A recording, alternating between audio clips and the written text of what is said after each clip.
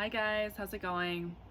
I was just out on a hike here in beautiful southern Colorado, and I was thinking about an issue that I see come up with my clients a lot about how to tune into your body. So I wanted to jump on here and do a quick training for you guys with 4 tips about what it means to tune on into your body and why you would want to do that.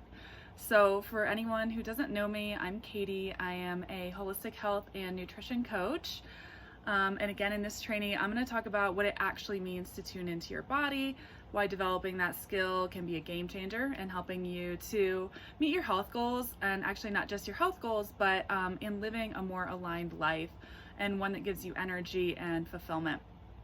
So as I was mentioning at the top, this topic comes up a lot with my clients who are transitioning out of a dieting mentality and into a more intuitive and sustainable way of eating and of living.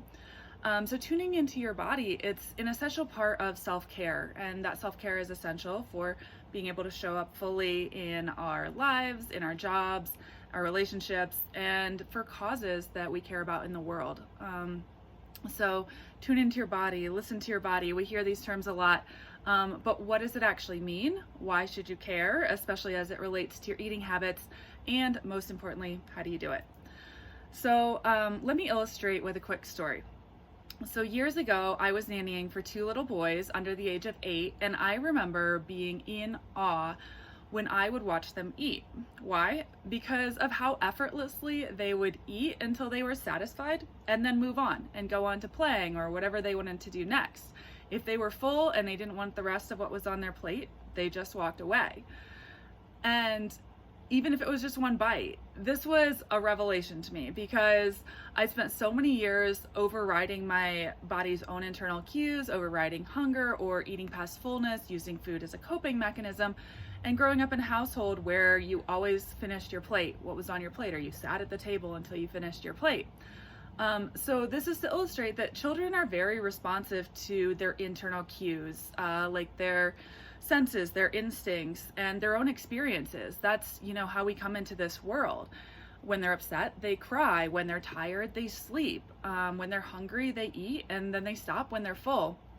And as we begin to get older and listen to what's going on around us, I think we begin to tune out our own internal cues and override those. And we put more emphasis on outer cues, what other people think or what they're telling us, or even like what time of day it is. For instance, when we eat, well, I eat at 8 a.m., 12 p.m., and 6 p.m., whether or not I'm actually hungry, or we push ourselves beyond point of tiredness because we have work to do and we're not actually tuned into our bodies and what our body is asking for us. And unfortunately, the result of tuning out our own internal cues is that it takes a big hit on our health and our overall sense of well-being in this world. So as one of my clients recently said, she said, I'm eating according to my programming, and for her it was to clean your plate instead of what my body actually needs. And I think so many of us do this and don't even realize that we're doing this. And tuning into your body and your body's internal cues, which we're going to cover in a minute, is how to start shifting out of just eating kind of out of programming or out of habit. And so why would you want to learn to do this? Why does it matter? And essentially, it's that it gives you a lot of freedom and it helps you make better decisions for your health and for your life overall, that leads you to just feeling better and living a more fulfilled life. And so what I mean specifically is that you can start to hear your hunger and your fullness signals better. You can tell when a food does or doesn't agree with your body. You know when you need rest and you give yourself that rest, and you know that when you can push, whether that's at work or in your workouts or whatever, when you're really tuned into what your body says and not just like maybe a workout schedule that you've set for yourself, you do a lot better. Your hormones work better, your energy is better, and you just move throughout your day in a more easy way. And then finally, tuning into your body helps you increase your intuition and your sense of what serves you and what doesn't. And I don't just mean from a food perspective, but for life in general, in your relationships or in your career, anything like that. You just become more aware of, this is a yes for me and this is a no for me, and then it's very clear how to make your decisions from there. So your body can be a really powerful and informative instrument in that way as well. And yeah, our bodies, I'm just checking out notes here to make sure I cover. Yeah, our bodies hold a lot of information in terms of how much we need to eat, what we need to eat, when we need to rest, and so much more. And fortunately, even if we've been tuning out our body's signals for a long time, we can bring that back just through the matter of practicing. So the 4 tips that I want to give you guys today to get back in tune with what your body is telling you are the following. So the first one is that getting in your body requires paying attention. And to do that, you need to slow down. And I know that can be challenging with our fast-paced lifestyles, but it can be as simple as if you are sitting at your computer during lunch and you're inhaling your food, so you're probably not going to hear what your body is telling you, and you're most likely going to eat past fullness because you're distracted and you're hurrying.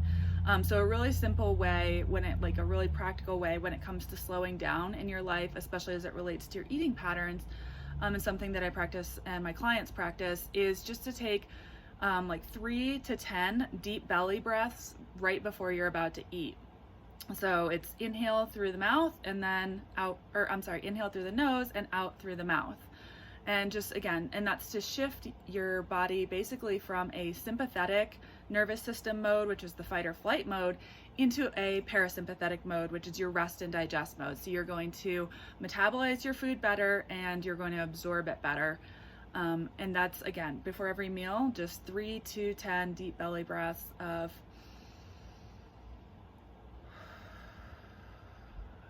and that really just slows you down, at least before you're going to eat, and you're able to eat a lot more mindfully and intentionally and hear the feedback that your body is giving you in terms of satiation. So my second tip is, throughout your day, I want you to begin to notice what feels good and what feels bad, and it's basically like what's a yes and what's a no. And for me, when something, and whether that something is a relationship or a work project or a commitment or an obligation, if it feels like a yes, it gives me energy, it feels light, and it feels expansive. And something that feels like a no for me feels heavy and contracted. And I usually feel it in my gut or sometimes like in my chest area. And this is going to help you, again, tune into the feedback that this brilliant instrument of your body is always giving you about what is going to serve you and what isn't going to serve you. So just again, throughout your day, just start noticing of what feels light and exciting and expansive and what kind of feels heavy and a no. And, obviously you want to start leaning more into the yeses and more away from the no's and setting some boundaries there to protect your energy. But that's a very simple way to start, is just with noticing the yeses and the no's. And that, again, is increasing that sort of like channel that you have between your mind and what your body is telling you. The third tip is to practice amplifying physical sensations that you're already having. So notice that your body is already communicating with you through goosebumps or butterflies in your stomach or cramps or maybe tension in your belly. So an easy way, I think, to start getting in tune with your body is, once you notice some of these sensations, is to really put your focus on it. Excuse me. An easy way to do that in any moment is through the breath.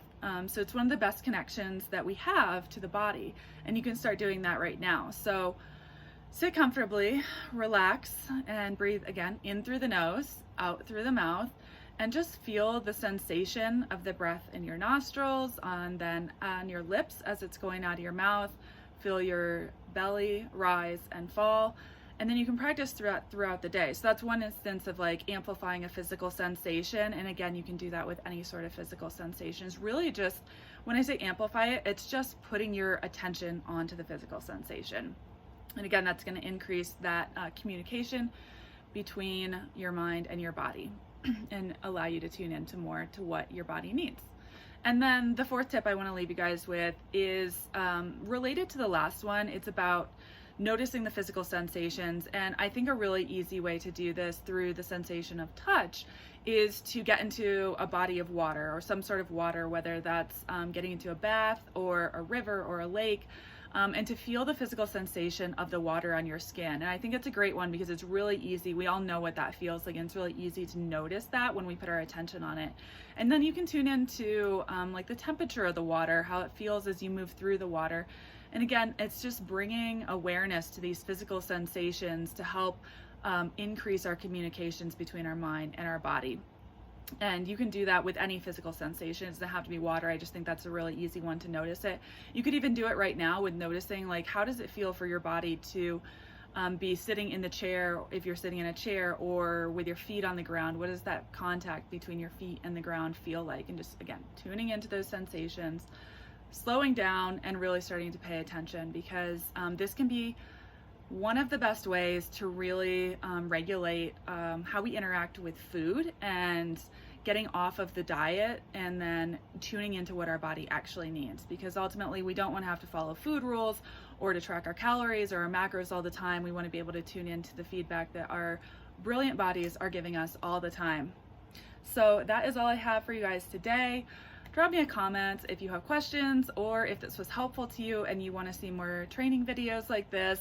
And if you're interested in diving deeper with diving into that relationship to food and your body, and finding a sustainable way of eating where you can ditch the dieting and the restriction and over exercising, and coming to a more peaceful place with your body and finding a sustainable nutrition plan, this is one of the things that I help my private clients to work through. So send me a message if you're interested in learning more about that. We can schedule a free strategy call and just talk about what your goals are, and my methodology. It's a holistic methodology for helping clients basically to come to a better relationship with food, with their bodies, to find a sustainable way of eating that helps them meet their health goals, gives them the energy and vitality to go for what they want in their lives, especially those outdoor adventures that I love to talk about, and really to just bring in all aspects, a holistic aspect, to simplify your wellness routine and live a life that brings you joy. So I hope you guys are having a great weekend, and drop me a comment below if this was helpful to you, and we'll talk again soon.